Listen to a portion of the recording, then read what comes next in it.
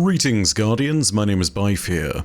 So, the second week of the story of the Season of the Seraph. That's a lot of sibilance. It's a weird week. There's a lot of good stuff in here, but there's also a massive elephant in the room that we also kind of need to talk about. But let's run through the story and see what happens. Our week this week starts off with a confrontation between Clovis Bray, Anna Bray, and Elsie Bray. Needless to say, the Brays are a complicated family, Clovis being the patriarchal figure with all the baggage that word handles absolutely included, is not well liked. He is someone who has always been pretty condescending, and yeah, this is not one of those moments at which he's well liked because it's quite clear that Elsie still has trust issues with him, and rightly so, because he's a terrible grandfather. Take a listen. He's lying! That's what he does! That's all he does! Clovis is the only one who knows how to reintegrate Rasputin with his subminds. Did he tell you how? Or is he just dangling it in front of you so that you keep him around? I remember a dinner that ended like this. Elizabeth, you haven't changed a day. Are you sure he has what you need?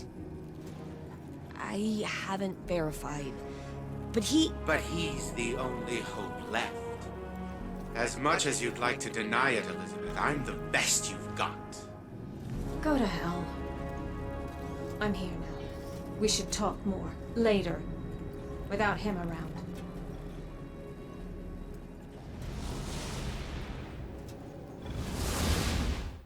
Condescending as ever there, Clovis. Regardless, the robot has a lot of stuff to say to us still, so here's what he has to say after that argument pans out. I'm sorry you had to see that. They've always been very emotional. Why don't we get down to business? I have found a solution to our submind problem. Your arrogant friend, Osiris, informed me of the time wounds on Mars. Windows into the past, worlds lost to time. And it so happens that Rasputin's mind lab is situated within such a temporal anomaly. Scans indicate that the Charlemagne submind data still exists within the wound's projected time period.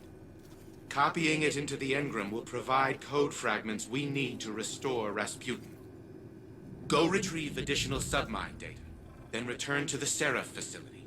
I will guide you to the location of the new launch codes upon your arrival. So, Clovis asks us to look into the submind data of Charlemagne.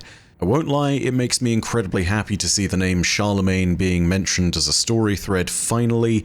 We've been waiting for that name to be mentioned in anything other than minor, different little bits of lore here and there for years. Having a character, Clovis Bray nonetheless, actually say it is weird because it ties up one of the story threads, or at very least starts to unravel one of the story threads that we've had for nearly a decade. So, yeah, that's kind of awesome in a certain way. Here's the thing, however, the mission in which we actually go to the Charlemagne Mind Lab is, well, it could be better. There are a few inconsistencies here.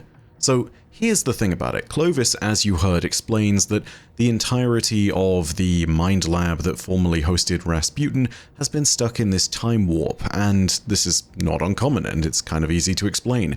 These things are cut all across the surface of Mars, and where they are cut, you can see the Martian past in them. So, apparently, the entirety of the Futurescape has been stuck inside one of these rifts, and it just so happens to be at a point where the facility contains not Rasputin, but the submind fragment of Charlemagne. This is great, we can go ahead and recover that, and then we can reintegrate it into Rasputin. Awesome. Amazing that we're going to go ahead and do this in a time-swept area. It's a pretty cool heist. Here's the thing, though. When we do load into the Braytech Futurescape, it's meant to be the past, but it has no signs of that, and that has led to an unbelievable amount of confusion within the community. So here's the thing. It is meant to be that this is all in the past of the Braytech Futurescape. But you know what? There's a lot of stuff here that just doesn't make sense with that in question. I mean, take a look at this. We're supposed to be stepping back in time to a point at which the Warmind was not necessarily occupying this place, it was Charlemagne. This is probably some point during the development of it all. This may not be a point at which Rasputin was even here. This seems as though we're supposed to be stepping back into the Golden Age, because that's where all the other time rifts seem to have left us. But when we step back here, it looks as though nothing has changed. The centuries of rust are still there. There are still broken down cars and trains. Hey, take a look at that. There's a pyramid ship in the background, just like there was in the Season of Arrivals. That certainly wasn't meant to be there. All of these things are from different time periods. And you see, I'd love to go ahead and handwave a lot of that, but it's all out of place. You want to know the craziest thing of all that tells me that this is a timeline-busting kind of moment? It's the snow. You see, the Hellas Basin, where all of this is, wasn't always an ice cap. It wasn't always covered in snow. Rasputin actually made that ice cap. He artificially created it and froze the hive in place there when Zol and Nokris came attacking the installation during the collapse. And it's all artificial. Again, it's not supposed to be here. But if we're supposed to recover fragments of Charlemagne from the ancient past, then, I mean, why is the snow here? This is not how it's supposed to be. Now, I grant there could be some weird timeline things, considering that this might be before the Warmind expansion, but also after the collapse. But there are too many different things here from too many different time periods. There would be, if we are stepping back into the Golden Age, no pyramid ship on the horizon, and no snow, and definitely no rust. If we were to step back into time and say that this was before the Warmind expansion, what the hell's the pyramid ship doing there? And if we're just saying that this is some other time, then it doesn't really make sense, because why is the architecture of the central chamber there? All I'm trying to say with this is that a lot of this stuff may be window dressing, but I'm going to take this moment out of explaining the story to say it doesn't make sense, and that this is a Bungie thing. This needed to be done better, quite frankly. If you were going to give us a window into the past, the aesthetic of that genuinely matters. So, I mean, it's great and all, but please, I mean, if you're going to make it look as though we step inside the time rift, I'm okay with you making it only the core of the chamber as long as you make it clear that it's just the core of the chamber that's been affected. Might be really cool to open up those Warmind doors and see that in action. I mean, it would be awesome because there's further narrative implications of it just being that particular place that was scarred by the Witness. You know, it makes it seem like it was very specifically searching the Warmind bunker and installations, but that's not how it is. It just happens. It's just a thing. So, yeah, I have to say, no, this is not how it should be done, Bungie. I'm sorry, but no points for this. 0 points. It's a shame, too, because the concept is an awesome one. Time hopping to recover Charlemagne? Oh, God, I love that idea. But no, we needed signs that we were time hopping, aside from the central chamber being different, because otherwise people are just going to be confused. I'll not lie, I was amongst them. I sat there and looked at the snow, I looked at the pyramid ship, and I genuinely had no idea when this was supposed to be. Unfortunate, but that's kind of where you guys have put yourself. I'm sorry, but either you needed to make the central chamber clearly the only bit that was time-lapsed, or you needed to rework the entire thing and take away the snow.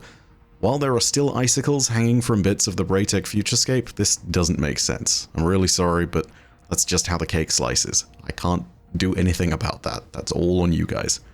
Either way, moving through with the story, and back to explaining it, yeah, we do enter the Futurescape's very central AI mind lab, and it's not the mind lab for Rasputin at this point in time, it's the mind lab for Charlemagne, which again is another submind that we need to recover. And it's here that we uncover the most pathetic of boss enemies that we've ever faced, Kel'Garath, risen from bones. Or as I'm going to call him from now on, Kel'Garath the useless sack of shit. So does anyone actually remember this guy? Maybe you don't. I can't exactly blame you for it either if you don't remember him at all. He was a Hive Knight from the Season of the Lost, and he was seen in the first mission, the last mission, and the Arga's Scepter mission, where we picked that exotic up from its hidden vault. He has failed repeatedly to try and kill us. So repeatedly, in fact, that honestly, I think he's a little bit of a joke. Him being made a Darkblade is the topic of the new Glaive's Lore tab, which you will automatically get as a drop for killing him for the first time, which does make sense narratively, and it's a cool little nod. We'll go over that in another video because it's something really cool, but I'll suffice to say, Kel'Garath is not the cool part of that. Kel'Garath is a massive loser. I wish there was something more academic to say about him, but there isn't. There really isn't. He's had his rear end handed to him by us 3 times now. Well, 4 now that we've killed him again in the Mind Lab. And really, he should know better by now. We are literally Thanos saying, "I don't even know your name," to Kel'Garath at this point. He is forgettable. I imagine not many people remembered who he was. And Kel'Garath, in this instance, is not the Scarlet Witch replying, Kel'Garath is Kel'Garath. He's useless. He is the kind of person that then gets bowled over by Thanos. An Avenger he is not. Anyways, useless Hive warriors aside, we get to hear another conversation between Clovis, Elsie, and Anna when we recover that little bit of Charlemagne's data. Take a listen. Submine core seated and locked. Fire team clear for extraction. What were they doing here? With all of this ceremonial paraphernalia? I've seen this before. A possession. To install a Hive soul in place of the Warmind's AI. Felix need believe machines have spirits. Red certainly feels alive. Ridiculous. You're one to talk. We are not a clever sequence of logic, Elizabeth. Our minds are human. Well, hers is. So I feel like this is a plot point within the story that is worth paying attention to. The idea that the Hive have an operation here and that that operation is trying to possess something is not at all unprecedented. Hive magics have been known to do that before. I mean, just take a look at Galran, possessed by Savathun. All he had to do was put on a helmet. Granted, that's Savathun's wheelhouse. This might not be Xivu Arath's, but it's not to say that the cryptoliths, as has been noted by Osiris, don't have the ability to distort machines and organic organisms. They absolutely do. They have the ability to corrupt and twist things and turn them into mindless puppets of the war god. So yeah, this is absolutely something that happens in the lore. The idea that Hive magic is often simply advanced technology here makes a lot of sense, and therefore the idea that it can interact with Rasputin, a causal being that is having to deal with acausal or paracausal forces, yeah, all of that makes a ton of sense too. It should not be surprising that this is a pretty big threat. We should absolutely remember this attempt though, because there is always the chance that the Hive tries to take over the Warmind in a much subtler way, and hey, if it can be done with Galran within the space of a matter of seconds, I have no doubt that someone as powerful as Xivu Arath might be able to do it to a Warmind over a significantly longer portion of time. This is absolutely a play the Hive can make, so it's not too surprising. Moving on from this, we head to the launch facility once again, and this time we need to acquire launch codes. Again, this is also that we can launch all of the stuff that we will have when we reassemble Rasputin back into orbit so it can reconnect with the Warsat network. And of course, it's here that we run inside the facility and find 2 powerful Broodmother Hive wizards of note. Their names are Nithra, the Scourge of the Ammonite, and Hanal, the Scourge of the Dakoa. Here's the crazy thing about these 2 wizards. They must be ancient in Hive terms, because if they were the Scourge of these 2 races that they've listed in their names, that means they've been around since before Oryx ascended to become the Taken King. They are truly ancient. We have ended beings here that potentially have lived for well over 1 billion years. Take that one in. The Ammonite were the first species that was killed by the Hive that were chosen by the Traveler. This was a point at which they weren't even called the Hive. They were the Krill at this point. This is the first time they ascended outside of their, not original home planet, but the planet that they grew up on, which was called Fundament. After they'd slaughtered everything there, the Ammonite were next. This is a long time ago in Hive history, and the Dakoa were a species of the Acumenate Empire, who are also remembered in the Books of Sorrow. Granted, they're remembered several hundred dead species later, but regardless, they're only remembered because Oryx wiped any trace of them from the universe so completely that they only continued to exist within the books for a certain period of time. That means these Hive, who are the respective banes of the Ammonite and the Dakoa, are ancient, so old that they must be some of the oldest ascendant Hive ever known. The fact that Xivu has kept them around and the fact that they are still loyal to Xivu is significant because of what that probably indicates. We don't know more about the minor ascendant Hive beyond the distinct 3 Osmium descendants, aka Oryx, Savathun, and Xivu Arath, But if powerful Hive like these are being commanded by Xivu Arath, it means that there are probably powerful Hive that are now sworn to her beyond these two. It means that the majority of the Hive swarm is now probably in lockstep with Xivu at her back. This means that she is a major unifying force for her people. Prestigious Hive like these, if they thought that Xivu was weak, might be vying for their own control, but they're not. They're here conducting serious missions on behalf of the God of War, and as a result you have to assume that she has taken the initiative and has taken complete control of the Hive swarms outside of a few odd hangers-on such as the Lucent Hive. As the actual mission here concludes, we're sent back to the helm and we're able to get the perspective of Anna Bray and Clovis Bray on a few different things. It's become clear that Anna knows that Clovis is likely to betray her. And the reason for that betrayal is also starting to become clear thanks to Clovis's own words. Take a listen to both of them. First fragments are bonding to Red's code nicely. Plan's risky, but I'll be damned. Clovis wasn't lying. When I first woke up, I wasn't lost. I was wayward in the best way. Just my ghost and a name on a badge. I imagined us Brays using reason to find right. Lone lights exploring the vast frontier, you know? I was proud of that fantasy. I modeled myself after it. Fantasy's all it was, obviously. I mean, you've met Clovis. He's a walking, talking embodiment of necessary evil. I miss Risk being a dark cave in the wilderness. Danger, or Golden Age tech. Balancing that tipping point was straightforward. Now it's less defined. And Risk is measured in the inches before Clovis's knife finds my back. I know it's coming, eventually. But if it means getting Red back, I'll manage the risk.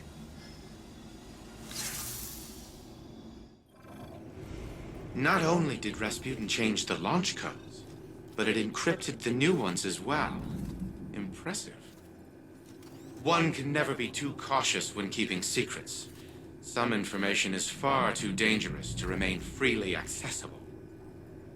I've hidden many things from my family, for their own sake.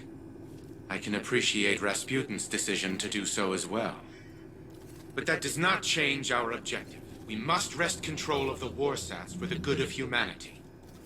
I will begin decrypting the launch codes to the orbital station. Continue gathering submine data and reintegrating it into the Engram. When the time comes, Rasputin will be made to listen to us, regardless of the secrets it keeps. The key ongoing topic of discussion for this season is personhood and trust. You see, here we understand that there are two perspectives in the room. Clovis Bray sees Rasputin as a machine and a weapon. Elsie and Anna Bray understand differently. Anna in particular, who trained the Warmind in culture and language, understands that Rasputin is not merely a weapon. This, of course, is likely hinting to the name of the quest this season, more than a weapon. And of course, this also informs the reality that she knows about Rasputin. He trusted us and her, the Guardians, when we placed our trust in him. It's the reason why, when eventually he was given the ability to be free back in Warmind, he worked up to the point where he was showing Zavala, later in the Season of the Worthy, his own failures. This is a process. Rasputin is much more like a person than Clovis Bray might want to admit. Whilst Clovis wants a weapon, in Rasputin he doesn't realize that he's gaining an ally instead. And Clovis will not want that. He will want something that is compliant and able to enact his will across the system. Rasputin's not going to do that. It understands who looks out for it, it understands its friends, and it understands its moral priorities. This is something the Warmind has had to work on developing. It's something that Anna has helped with, and this will almost inevitably be the major point of conflict for the season's characters. I imagine at some point that there is almost bound to be a moment where Clovis and Anna come to blows and they will fight in some regard. Partly because of the fact that the Warmind is going to be the major prize up for grabs for both of them. I imagine that Clovis would use it to seize control of the system and lord over it with supremacy in mind. I believe that Anna's intentions, as we know well, are establishing Red's personhood and ensuring that it is a noble defender of the system that can potentially help us against the coming darkness. My mind is made up on where this conflict is going to go, but I feel as though it's something we'll need to wait and see play out. That's all from the weekly story of the season. Of course, there is also a fantastic conversation between Elsie and Mara. Sit down and listen to that, seriously? It's amazing. It's the kind of conversation where literally only those two people can have it, and it is wow. I mean, there's some real emotional baggage that gets brought over there.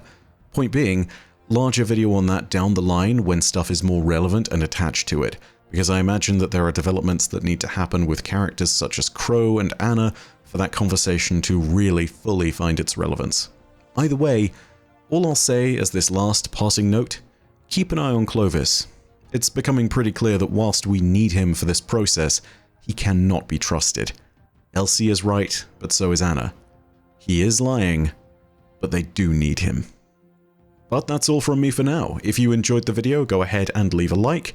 And of course, also remember that you can hit subscribe and the bell next to subscribe if you want more content from the Season of the Seraph, and from Lightfall when that releases. It's a pretty exciting time. Again, we are almost at 1 million subscribers. So go ahead and join there, and hopefully we can reach that monumental 7-figure number. It's going to be an amazing time. Also, don't forget to leave your comments down below in the comments section.